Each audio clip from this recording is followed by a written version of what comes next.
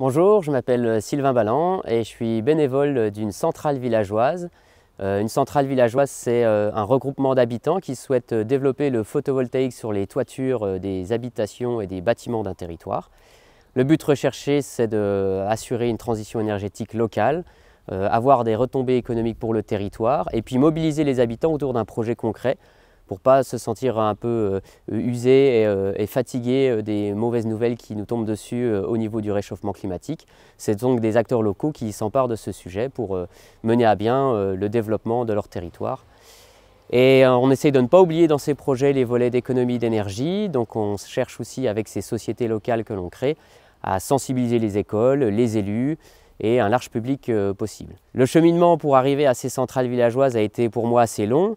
J'ai commencé à travailler dans les collectivités territoriales. J'étais agent de développement et puis progressivement les sujets climatiques me préoccupaient de plus en plus. Et quand j'avais la souplesse dans mon poste, ça me permettait de m'intéresser un petit peu plus à ces sujets-là, notamment au territoire TEPOS, territoire à énergie positive. Et en arrivant en Meurthe-et-Moselle, c'est là que j'ai pu développer un projet de centrale villageoise sur le pays du Saintois, avec un élu très engagé, avec lequel on a animé ses premières réunions. Ça a marché et maintenant je suis bénévole dans cette centrale villageoise.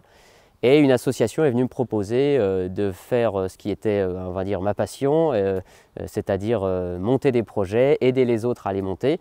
Et donc maintenant je suis animateur régional au sein de l'association Lorraine Énergie Renouvelable et du réseau GECLAIR, qui veut dire Grand Est, citoyen et local d'énergie renouvelable. Aujourd'hui, nous sommes aux rencontres TEPOS dans les crêtes préardennaises.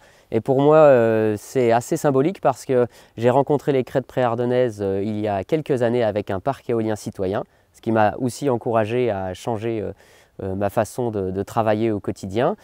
Et on a souhaité, pour la symbolique, venir à vélo depuis Nancy jusqu'à Signy-l'Abbaye. On a fait 260 km et le but, c'était pas de montrer l'exploit sportif, ça nous a surtout permis d'aller à la rencontre des territoires et des projets atypiques qu'on a pu croiser sur la route et des habitants. Et ça nous a permis de nous enrichir de nombreuses rencontres.